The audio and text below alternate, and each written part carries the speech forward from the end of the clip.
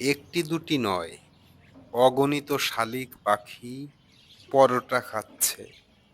হ্যাঁ, একটু অবাক লাগলেও এটাই সত্যি।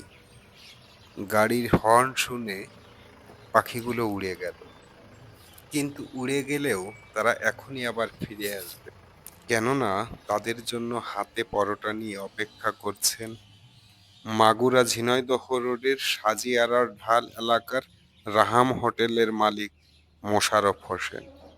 এভাবে প্রতিদিন সকালে তার হোটেলের প্রথম কয়েকটি পরোটা তিনি পরম যত্নে শালিকদেরকে খেতে দেন, আর তারাও পরম তৃপ্তির সাথে এভাবেই খাবার খায়।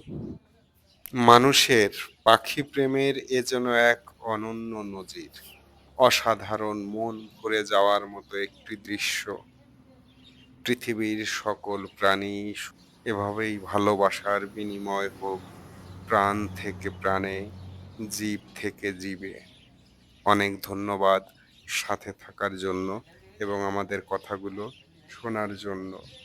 ভালো লাগলে আমাদের ভিডিওগুলো শেয়ার করে অন্যদের দেখার সুযোগ করে দিবেন।